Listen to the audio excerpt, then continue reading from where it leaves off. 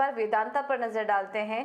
ये स्टॉक भी आज फोकस में है, करीब 3-3.5% की मजबूती इस वक्त दिखा रहा है और कंपनी के कल नतीजे भी आने वाले हैं। तो एक बार पहले तो समझ लेते हैं कि नतीजों से क्या अनुमान है, उसके बाद स्टॉक पर रणनीति भी समझेंगे। और हमारे साथ आशीषा जुड़ चुकी हैं नतीजों पर अनुमान लेकर। आशीषा, बताइए वेदांता के नंबर्स कैसे रह सकते हैं? लोअर रियलाइजेशंस और हायर कॉस्ट ऑफ प्रोडक्शन के चलते वेदांता के नंबर्स इस क्वार्टर में वीक एक्सपेक्टेड है।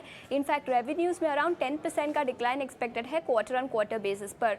मार्जिन्स की बात करें तो मार्जिन्स इस क्वार्टर में 21% के आसपास आ सकते हैं वर्सेस मार्जिन्स ऑफ 24% जो कंपनी ने क्वार्टर 1 FY23 में रिपोर्ट किया था।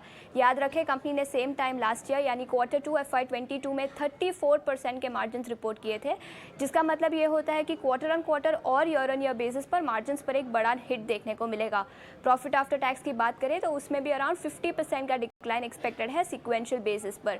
Lower realisations lower commodity prices के चलते हैं। याद रखें, एल्यूमिनियम प्राइसेस नियरली 18% से डिक्लाइन हुए हैं क्वार्टर ऑन क्वार्टर बेसिस पर इस क्वार्टर में, और क्रूड, जिंक और लेड प्राइसेस में भी काफ़ी गिरावट दिखी इस क्वार्टर में।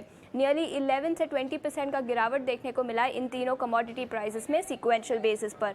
सेगमेंट वाइज परफॉर्मेंस की बात करें तो एल्यूमिनियम सेगमेंट में एक बड़ा डिसअपॉइंटमेंट आ सकता है, और ये हायर थर्मल कोल प्राइसेस और लोअर रियलाइजेशंस के चलते हैं।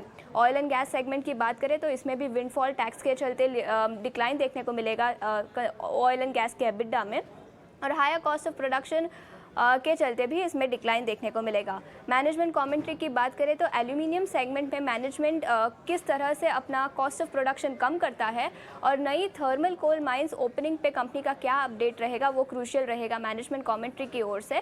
बट ऑल इन ऑल इस क्वार्टर में weak set of numbers expected है, कॉस्ट ऑफ प्रोडक्शन के बढ़ने और रियलाइजेशंस के डिक्लाइन होने के चलते वीकनेस एक्सपेक्टेड है। ऑलराइट, तो ये नतीजों का अनुमान था वेदांता से, और यहाँ हम देख रहे हैं कि प्राइजेस में काफ़ी ज़्यादा कमी आई है। सेगमेंट वाइज परफॉर्मेंस के बारे में बात करें तो इनका जो एल्युमिनियम सेगमेंट है वहाँ पर कुछ इम्पैक्ट होता हुआ नजर आ सकता है इस तिमाही पे अगर बात करें तो। वेदांता लेकिन नतीजों से पहले देखिए 3.5% की मजबूती के साथ कारोबार कर रहा है इस वक्त। अजीत, वेदांता पर क्या कोई व्यू बन रहा है आपका रिजल्ट्स के पहले या फिर नतीजों के बाद कोई व्यू बनाएंगे?